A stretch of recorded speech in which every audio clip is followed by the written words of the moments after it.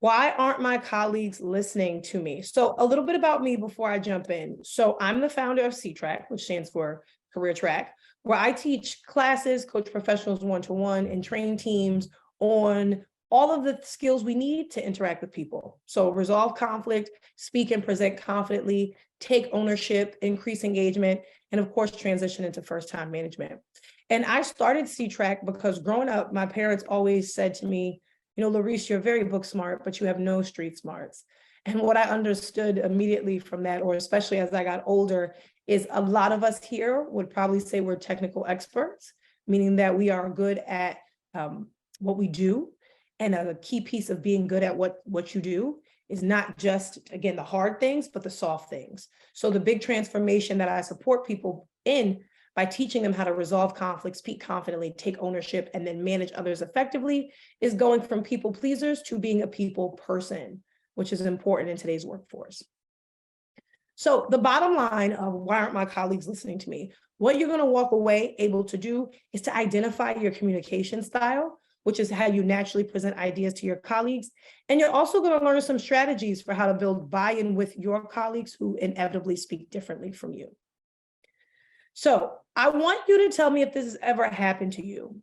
So have you ever you said something and then no one was listening, or you received a blank stare after you shared an idea, recommendation, or suggestion? And then you felt like it was a challenge to motivate yourself to speak again. Maybe instead you shut down, right? We all respond differently to those experiences. Maybe you shut down and you were like, maybe you felt frozen. Maybe you just said, you know what? I'm not going to say anything anymore. I'm not going to repeat myself. What's the point?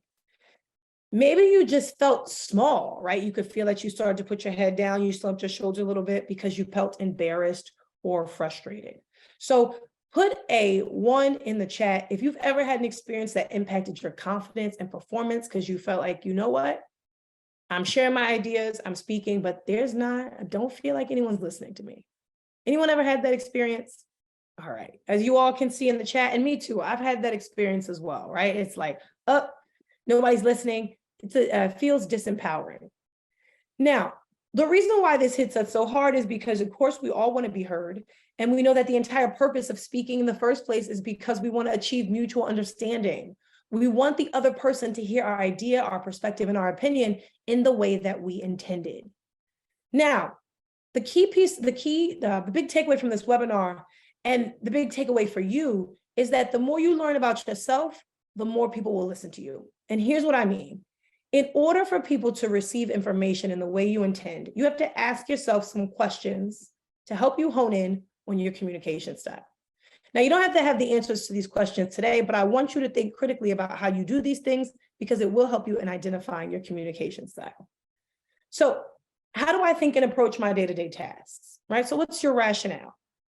How do I make requests of others? And this is everything from, hey, what's the language you use? Is it filler language? Do you make a request based upon analytics? Just think about how do you make requests? When you're going to make an ask, how do you do it?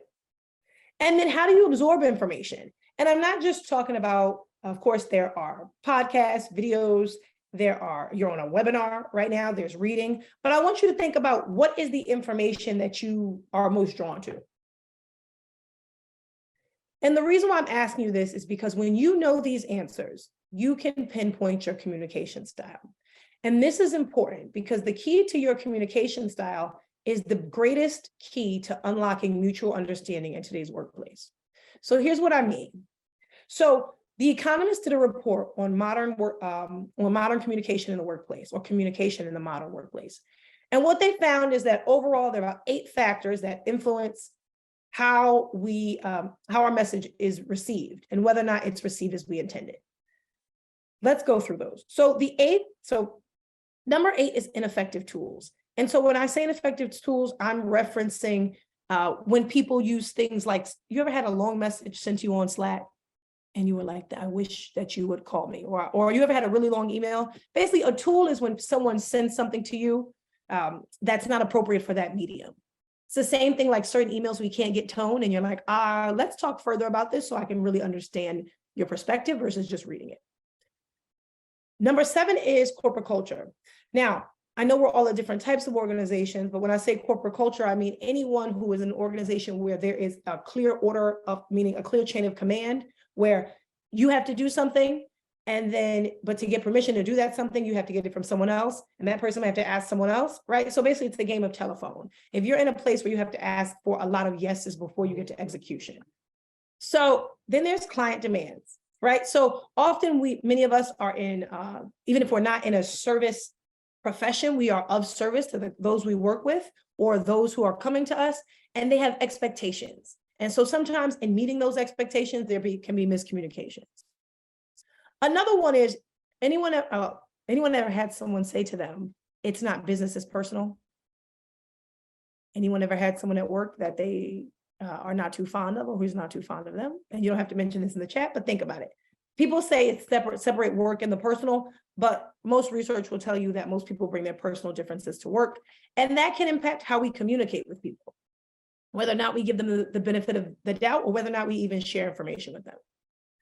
Something else to think about is lack of strong leadership. So if anyone's ever been a transition on a leadership team, then you'll realize that often without a leader in place, then people aren't sure what to prioritize. So that causes miscommunication.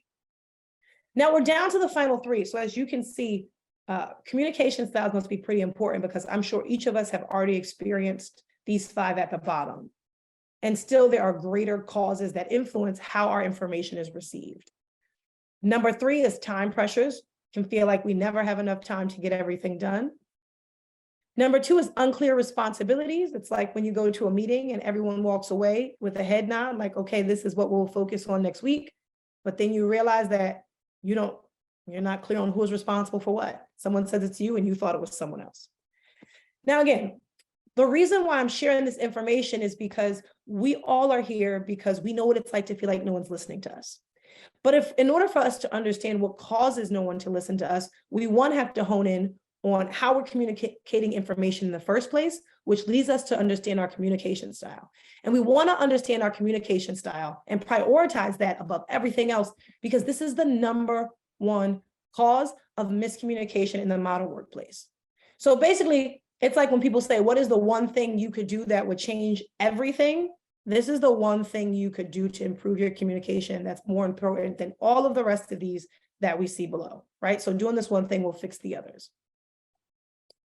So what I want each of you all to do today is to identify your workplace communication style. Now, I shared some questions, right? How do you think about your day-to-day tasks? How do you absorb information? To help get you thinking about how you speak how you speak. But I want to help you hone in specifically on what your exact communication style is. Now, in order for that to happen, what's going to happen is you're going to read 4 pitches. And then the answer, all you want to do is write down 1, 2, 3, or 4 to which one is most persuasive to you. Meaning, which one would you say yes to? That's it. So no need to overthink it. There's no right or wrong. Your only focus is, would I say yes to this? Okay, so is everyone ready? I know we got a few people coming in. So just if you can see the screen and you're ready to identify your communication style, can you put a 2 in the chat? All right, so the scenario for each of these pitches is your colleague wants to implement a new client onboarding system for your department. So I'm going to read it out loud, then I'm going to let you read it. And remember, you're the colleague that I'm pitching to, right? So in our last meeting, I remember your comment about changing our onboarding system to increase client satisfaction. And I agree that the onboarding system could be improved. I feel that it's most important to keep our clients' needs top of mind. A new onboarding system would increase outcomes for our organization and signal to our clients that we value them. Now, I know everyone processes, again, and absorbs information differently. So I want to hold space here, about 5 seconds, for you all to read this to yourselves. All right, are we ready for the next one? All right, let me know if you need more time. If not, I'm going to move to the next pitch. Remember, the only thing you want to ask yourself is, would I say yes to this? If a colleague came to me and they wanted a new onboarding system and they said this to me, I said yes. If you would not say yes, don't write down number 1. Next one. Right now, clients share, so again, I'm coming to you, I'm the colleague. Right now, clients share all questions through a general support email. But I'd like to take the lead on implementing a new onboarding system that's customized to each client's individual needs. In our current system, we have one person answering all the client questions, but in the new system, clients would contact us and we connect them directly to the appropriate contact. This fosters a better customer experience and cuts our response time in half. Again, I want you to take a moment, read this to yourself. I'm gonna give you 5 seconds for that. All right, now ask yourself, would I say yes to this? If not, then you wouldn't write down number 2. If yes, you write down 2. All right, let me know if you need more time in the chat. If not, I'm gonna move on to the next one. All right, pitch 3. I'm coming to you all and I'm saying the new onboarding system offers benefits on both sides.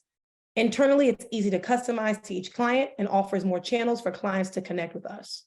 Externally, clients will experience faster onboarding and live support so that their needs are addressed in real time. And again, answer that question. If a colleague came to me and said this, would I say yes or would I say no? And think of it, you can also think of it as, would I be persuaded by this? Am I influenced, right? What does this influence me to say yes? If not, again, don't overthink it. If yes, yes. If not, no. All right, last one. And so there are 4 communication styles in total. And so after this, I'll reveal and talk you through each one. All right, so pitch 4. So our client satisfaction rate is down by 25% this year because of poor user experience with our onboarding system. I'm concerned that the decline in satisfaction is going to translate into a decline in retention as well. But because this is the second year where our clients have cited poor user experience as the #1 reason for this dissatisfaction. A new onboarding system is necessary to keep our clients satisfied and to meet our goal of an 80% client retention rate. I'm going to give you all a moment to read this to yourselves. All right. So does everyone written down a number 1, 2, 3, 4? Could you share it now in the chat?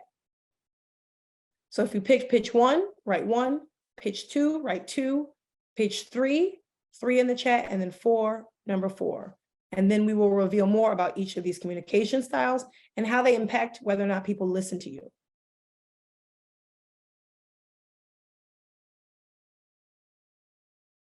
All right, 2s and 4s and 2s, okay.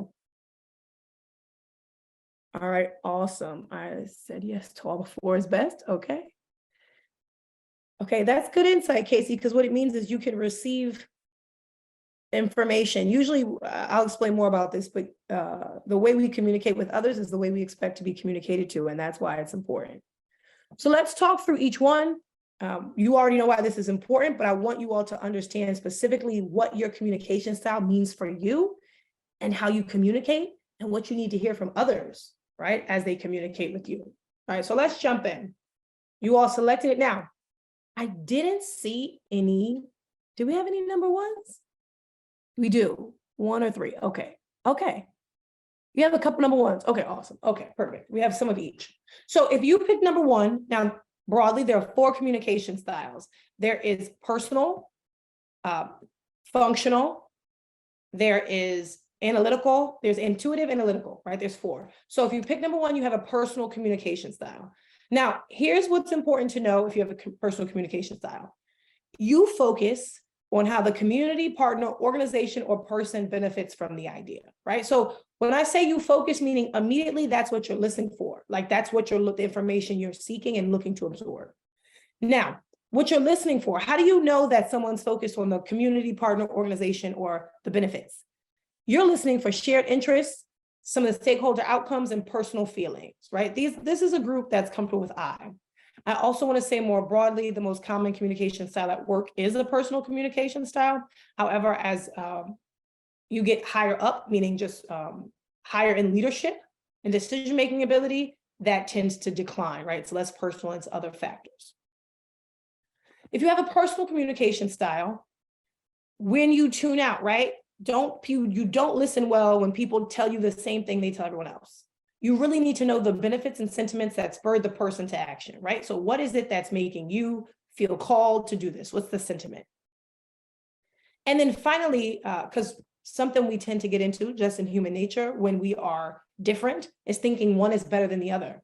but each of these styles has a natural strength, but also something to pay attention to that can be improved.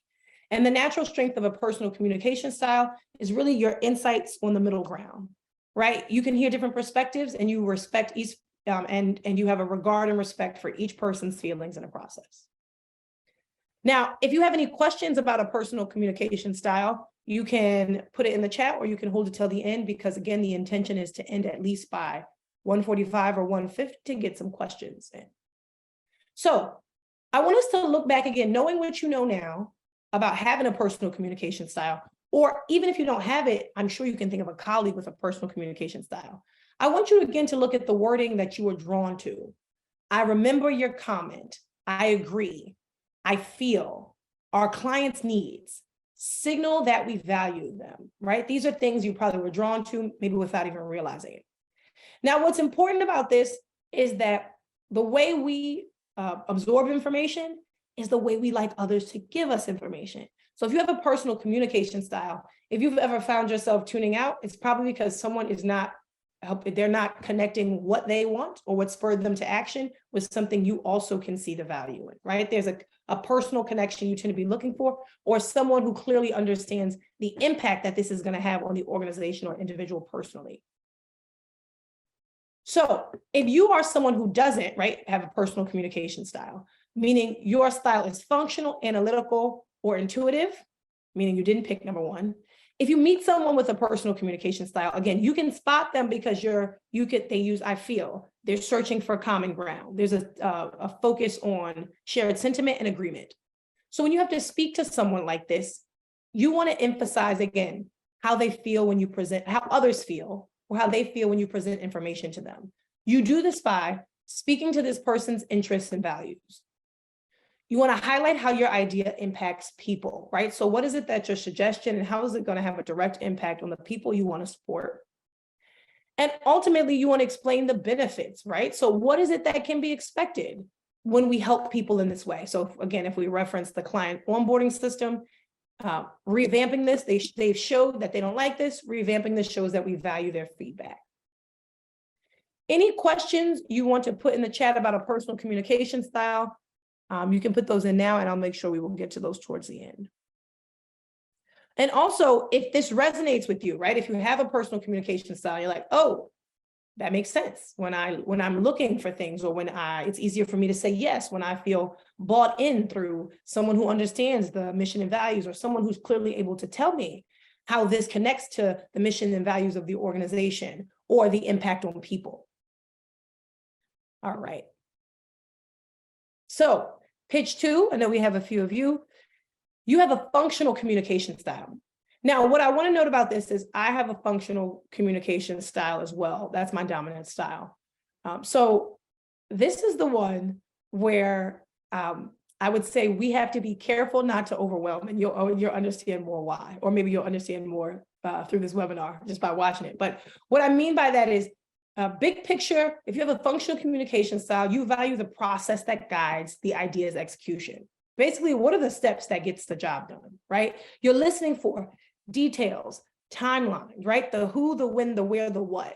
Very order of operations focused. Now, when you tune out, right, if the picture is too broad, you don't tend to absorb that. You need to hear the details and operations of how something works in the day-to-day, right? Very applied context here. Now, your strength is thinking through projects and outlining action plans. You respect each component of a process. So again, there's 4 different styles. Everyone has a strength and everyone has an area that when you talk to other people, they might be like, what? Anyone with a functional communication style ever had someone say, whoa, that was a lot? You ever had someone say, oh, that was a lot? Or anyone, it's easy to know if you'll have a functional communication style if you're someone who you're asking constantly, well, what's the next step, right? People present you information, you're like, okay, but what do you want me to do with this, right? It's very action focused, or it's action oriented and it's thinking, like, or process, I should say. What's the process for this?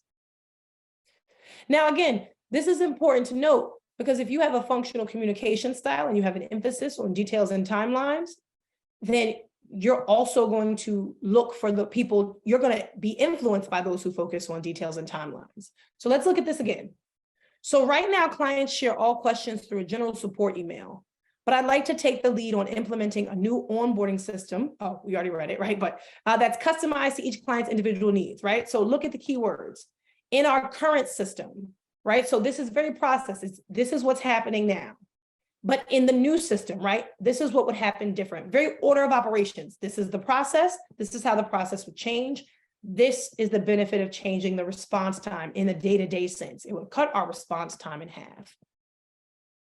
Now, if you don't have a functional communication style, right, if you're someone not really focused on the details or the scheduling of timelines, that's not what you need to say yes to something. Here's what you want to keep in mind if you find yourself listening to a colleague who needs that information. You want to then speak to this person's daily tasks and responsibilities. And just to give an anecdotal example, I had someone mention that they use this with their manager. They realized their manager had a functional communication style because a lot of it was part of managing up was sharing ideas that they could see made their responsibilities easier. So just an example of that is functional, recognizing a communication style in another colleague and then using that style to influence them to see things, I mean, both your way, but in a context that's easier for them to see it.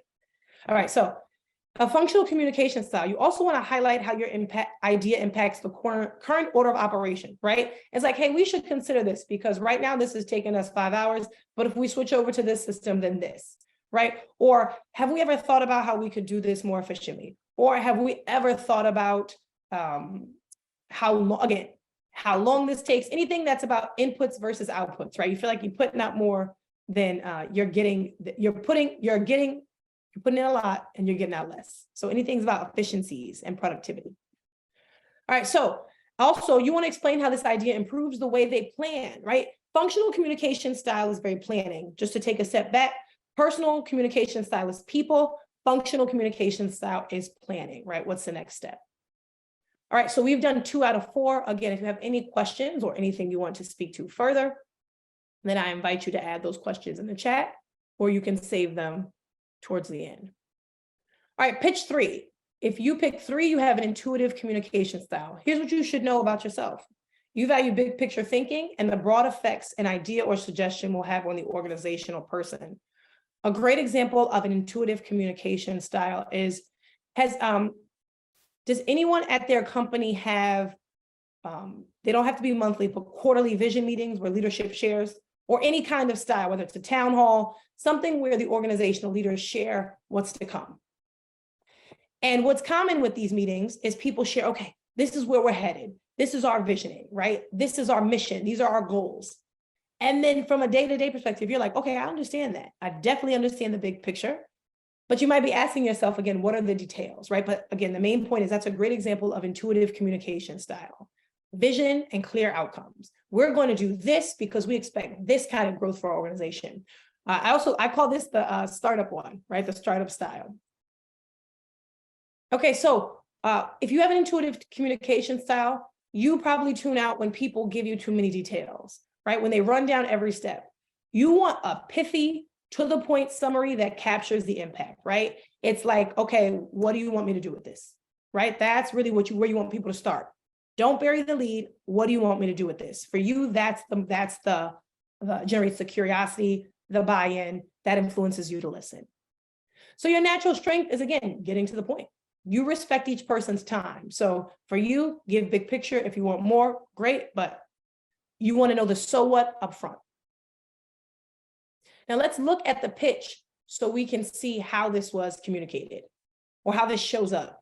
So as you can see, this was the shortest one, right? But here you see the benefits both sides, right? Very clear point up front. The system has benefits on both sides. Internally, easy to customize. Externally, clients experience faster onboarding. So again, that's it, right? Broad picture, clear outcomes. So if you are not an intuitive communicator, here's something you want to keep in mind as you speak to someone who you realize is focused on, okay, give me the main point. Speak to the main point, right? Don't bury the lead. Don't add more information than you need to. But this is also a very future-focused style. I've also heard people call this the solutions-focused style. I think it's because or that tends to be because there isn't an emphasis on what was. It really is this is the vision that I have, and these are the outcomes it's going to give us. Now, this one doesn't have to be linear, meaning you can, there could be storytelling that you use to communicate your way. You could start at one point and then end at a different point, right? There's more creativity in terms of storytelling, I would say, or a story arc here. All right, and so you want to explain how this idea improves the organization's or department's bottom line. Now, I know when most of us hear bottom line, we think revenue, and that is one. But for those of us here, so just to expand on bottom line, when we're talking about clear outcomes, there's 5 bottom lines we can keep in mind. One of them, of course, is how to increase revenue. Another one, of course, is how to decrease costs. In terms of increasing revenue, you can do that either by a great idea that's going to get more revenue from current customers, or a great idea that is going to increase or get revenue from a new customer base, or anything that overall is going to improve the brand. So I wanted to share that because bottom line, of course, is revenue, but there's other ways to think about the bottom line and to think about how to speak to that if you're speaking to someone with an intuitive communication style. Again, any questions, add them to the chat. And just to break before we go into the final one, the main point of each of these communication styles is, again, to understand how you speak instinctively. Because when you understand how you speak and the information you lead with, then you will understand that other people are doing the same thing you're doing. So you become a better listener. You can say, oh, I can hear you fall into one of these 4 styles. And then you can give that person the information in the way they can better receive it, right? You can influence them. It's similar, again, to selling, right? Because in order for people to first want you to solve their problem, they want to hear that you understand the problem in the way that they're saying it to you. All right. And finally, if you picked 4, you have an analytical communication style. So what does that mean? You value the quantitative evidence that supports an idea, recommendation, or even a conclusion. That means you're listening for the data and facts. That also means that you're not going to be influenced by people who share what they expect to happen without any mathematical reasoning. You're looking for the core metrics that are driving success, or even driving that they're using for their thinking and rationale. Now, the natural strength of an analytical communication style is that really there's an objective goal here, right? But you want to make sure that you gather evidence. You need to hear the evidence that supports that objective goal. So you're not necessarily going in thinking, okay, it needs to be this, but if it is this, then how does A plus B equal C? So accuracy is a key piece of this, right? Accuracy. All right. Now, analytical communication styles, and whenever I work with people with this style, I also know that they're going to ask where the data came from. So anybody who ever asked you, where's your source, where the data came from, how did you know that? That's some hints that that is an analytical communication style. All right, now let's look at the pitch again, right? Client satisfaction rate is down by 25%. There's a decline, right? There's a decline in retention and satisfaction. Second year, number 1 reason for dissatisfaction, goal of an 80% client retention rate. So a lot of data that's sourced directly from the customer, and stats, right? Quantitative information. Right now, if you're speaking to someone who has an analytical communication style, here's what I want you to keep in mind. Of course, they emphasize the data, but there's a formula here. If you even look at the pitch again, or if I reference that, you can notice you can start with, here's the problem, right? Our problem is there's a decline by this much percent. Here's what we anticipate will fix it, right? We think this decline is because of this feedback from this source. And so again, it's numbers driven, it's mathematical, logical reasoning that they're listening for. You also want to highlight any key performance indicator or annual goal, right? Why does this matter? Is this minutia, or is this something that's truly going to have an impact on a number that matters? And then also you want to explain how this idea improves the organization's or department's results, right? How is this, if we say that the department goal is to grow by this much, how is this going to help us grow?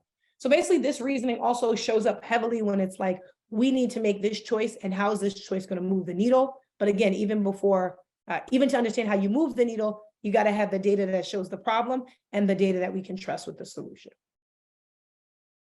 Now, I know that probably was a lot of information, but hopefully good information. And so I want to answer some frequently asked questions, and then give the rest of the time for anyone who has questions about their communication style or why no one is listening to them. But as we wrap up, what we just covered is your communication style. So why is no one listening to you, right? We talked about what happens when we feel like no one is listening to us. And a big piece of that is, it impacts our confidence and performance. We shut down. We can't achieve understanding. Now, when we go to achieve understanding, right, when we talk, we're not talking for ourselves or to ourselves. We're talking because, again, we want to feel connected and we want someone to receive information in the way we intend. And the only way for us to get better at that, for us to find the number one cause, to address the number one cause of poor communication and miscommunication at work, is for us to understand how we are giving information to others and to understand the benefits of that, but also the limits of that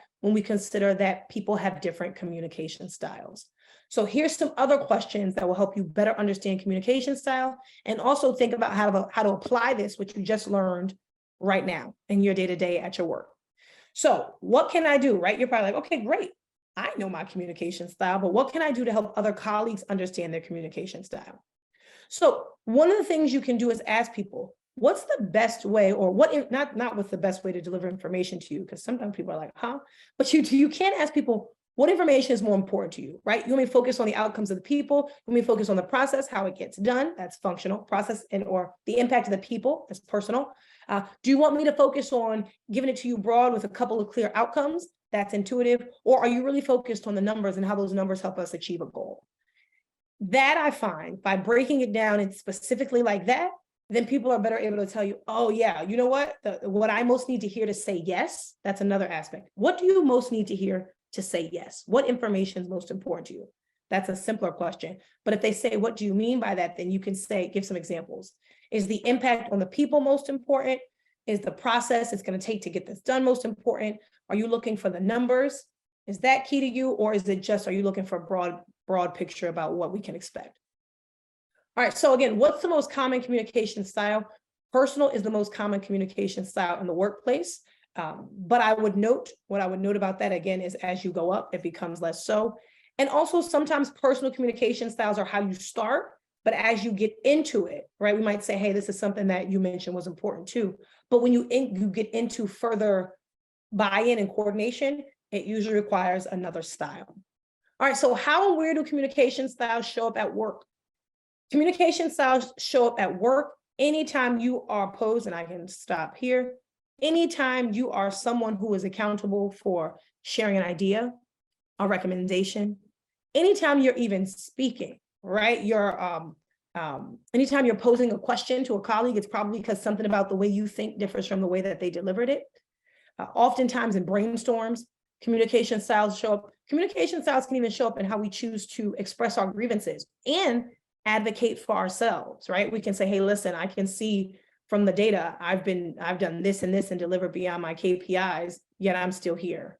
So really our communication styles cut through all the ways we can speak at work, and basically because often when we're speaking, we're looking for someone to understand what we're saying and buy into our perspective. So that concludes the presentation. I do want to share this final screen because I do want you to know if anyone has any questions, please contact Larice at ctracktraining.com. I wanted to share that information with you all.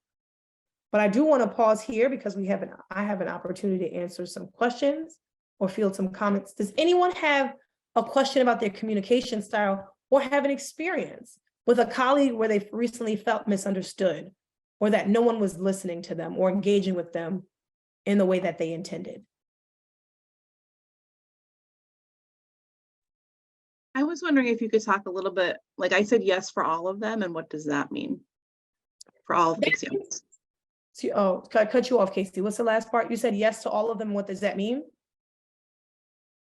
So I would then pose to you and say, Casey, you're probably a better listener than most people, right? But it's also another component is you can understand all of them, but which one the most is like, I get it immediately, right? Because communication styles are really, everyone in theory can understand all of them. But remember, if you go back to it, the prompt is one, right? The prompt is somebody's asking for a new onboarding system, but they went about it 4 different ways, right? And so the main thing I want you to think of is, yes, you can understand all of them, but which one would you instinctively get? I see why that matters. right? Not just like lukewarm about it, but the one you're like, oh, yes, you have my buy-in. I get it. Let's move towards the solution. And so that's what I would say. That's a differentiator. It's great that you're able to absorb all of them. Recognize most people don't, right? They tune out a little bit. So recognize that when you're talking to other people, while you can absorb all and you're receptive to all, still pay attention that some people are going to tune out.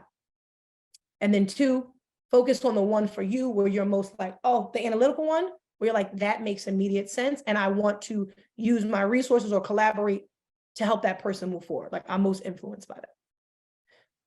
Did that answer your question, or is there more that would be beneficial? No, that's good. Thank you. Anyone else have any questions about communication style, how this shows up at work, how this influences whether or not people are listening to you? Hey, thanks. I was just curious because it feels like a very language of love kind of thing, which is fun. So I noticed that I like to receive or be communicated analytically, Mhm. but that I speak more functional. Mhm.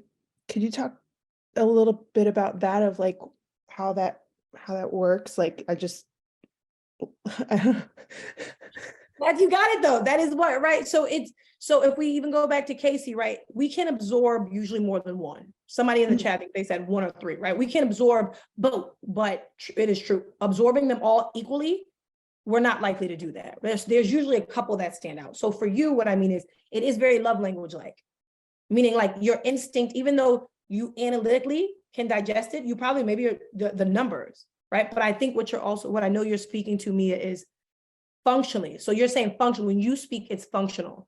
Functional and analytical are more connected than people think, right? I would say functional is more oppositional to intuitive, because intuitive is big picture, functional is details. But for you, it's like your mind is computating, right? So functional is order of operations. If it's very contingent, we need this to move here. This is what's happening now. If this changes, then this also changes, which is the same reasoning or similar reasoning to the mathematical one, just with the numbers in place. I mean, to analytical. It's just mathematical with numbers in place. So what I would say to you, the common thread between the two is you're very focused on linear logic. Is that helpful? You're muted.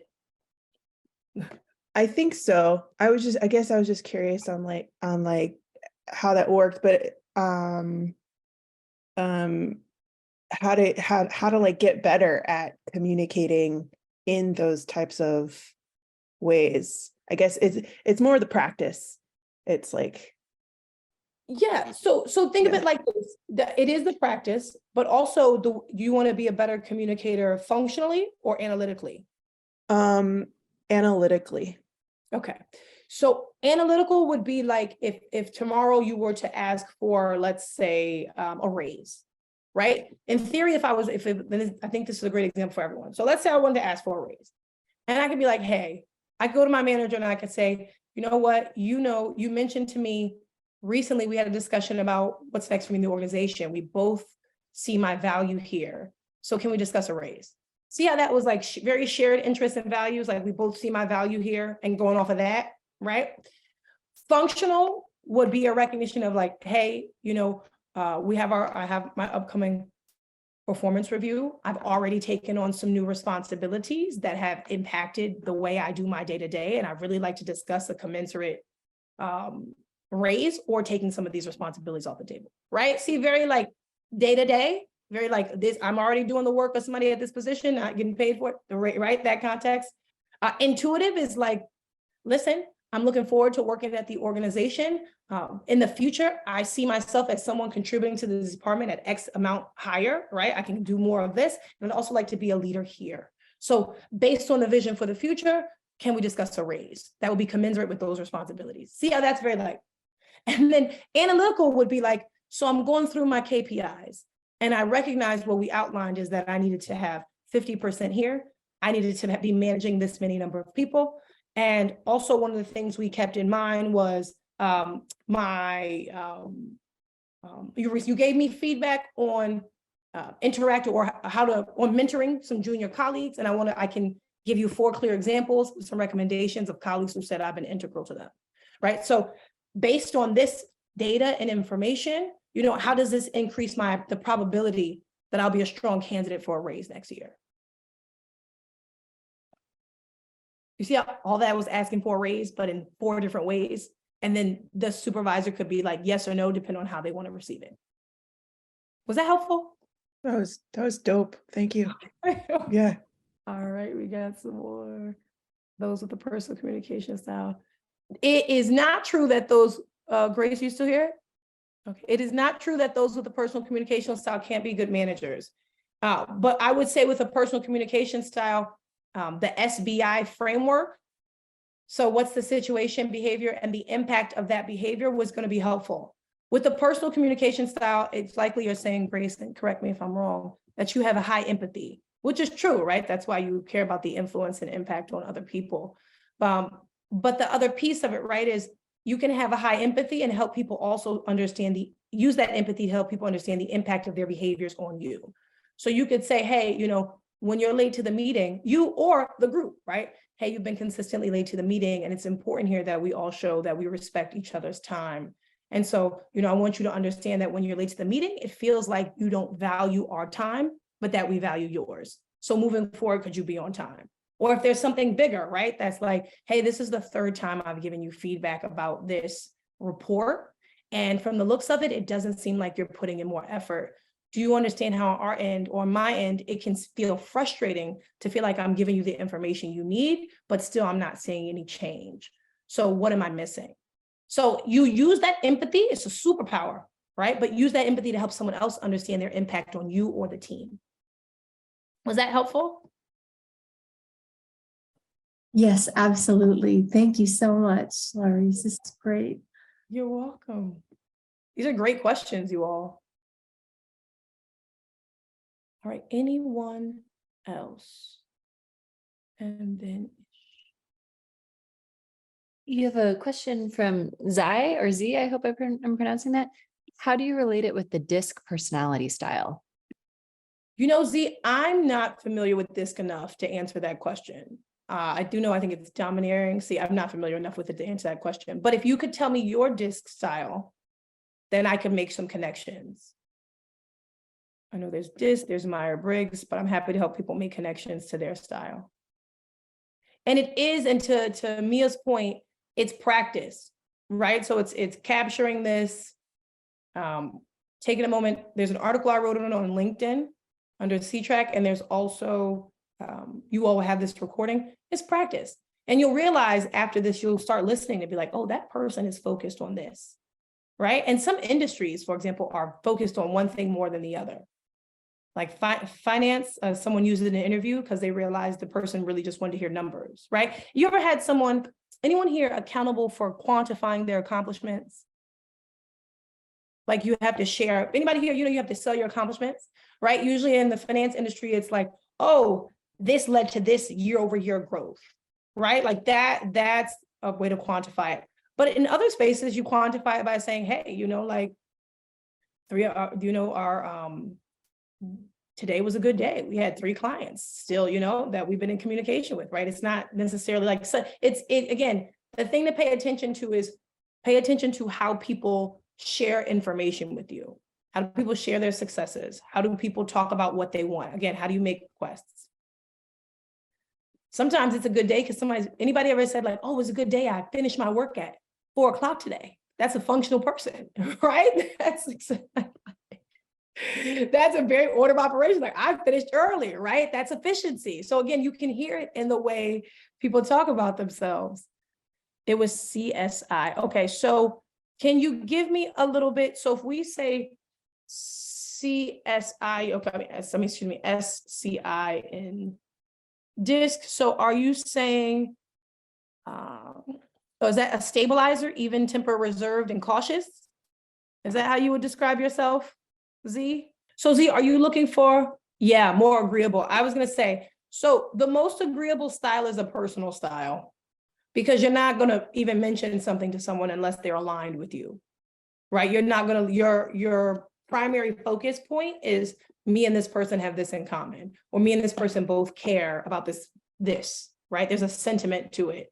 So yes, being more agreeable tends to be personal or even more functional, just because functional can be agreeable because it's a process, right? It's something, it's usually a policy or something that guides that process, right? Or a department that has codified a process. So it's not personal. It doesn't put you in a position for someone to disagree with it.